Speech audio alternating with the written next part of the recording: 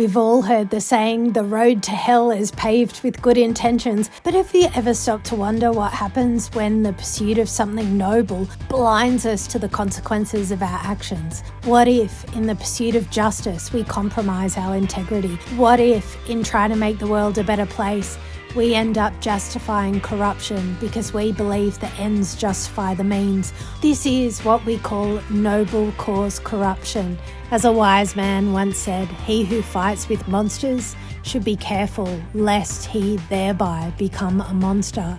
Noble cause corruption occurs when the desire to do good leads individuals to adapt unethical practices, believing that the ultimate goal makes these means acceptable. But just like the wise man's warning, the danger lies in becoming the very thing we set out to fight. Today I want to talk to you about how even the best intentions can sometimes lead us astray. Noble cause corruption, the idea that achieving a good cause justifies unethical behaviour, is a trap that has ensnared so many well-intentioned people, from law enforcement to political leaders to everyday individuals who find themselves in a position where they must choose between ethics and a desired outcome. Let's explore how this happens and how we can prevent it. Think about your own life.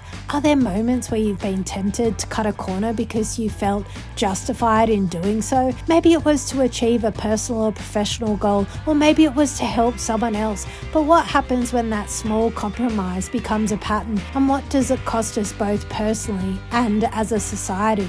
Noble cause corruption occurs when individuals believing they are working towards a good, noble cause take shortcuts or engage in unethical behaviour, convincing themselves that the end result justifies their actions.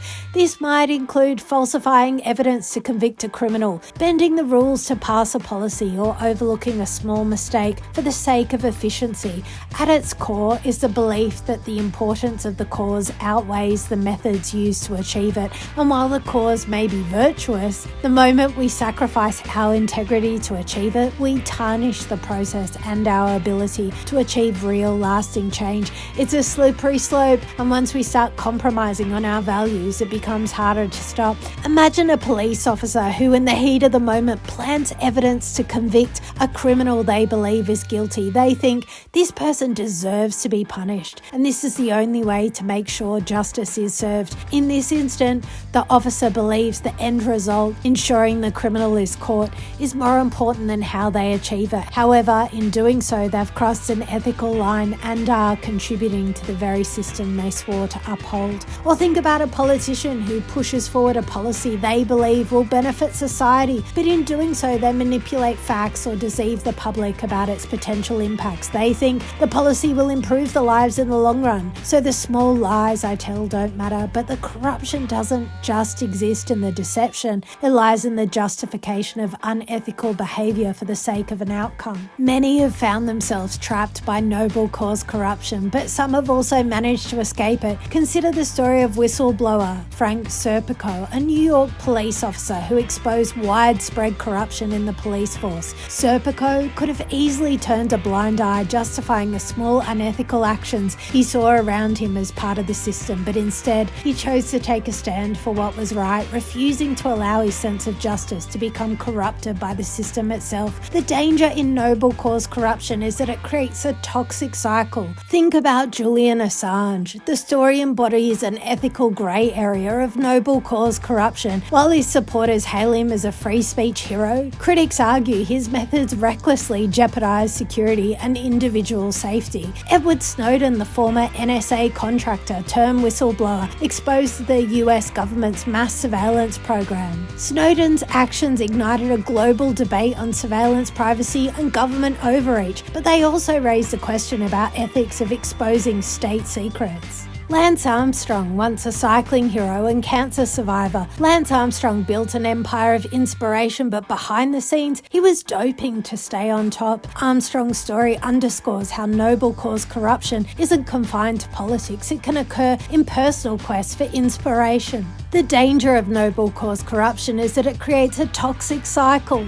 Once you justify unethical behavior, it becomes easier to repeat. The more we bend the rules, the more the boundaries of right and wrong blur, and what starts as a small lie to protect the greater good ends up creating a culture of dishonesty, where the good we're trying to accomplish becomes irrelevant in the face of our personal compromises. The reality is, if we sacrifice our values for a perceived greater good, we weaken the foundation of our society and our personal integrity. Integrity isn't just about doing the right thing when it's easy, it's about maintaining our ethics even when the road to achieving our goals seems impossible. Action steps 1. Stay grounded in values. Every time you face a decision where the temptation to justify unethical actions arises, ask yourself, am I staying true to my values? Am I willing to sacrifice my integrity for this outcome? 2. Seek accountability. Surround yourself with people who will hold you accountable. It's easy to get lost in the allure of noble cause, but having others to check your actions can keep you on the right path. 3. Ask the right questions. When pursuing a noble cause, ask yourself,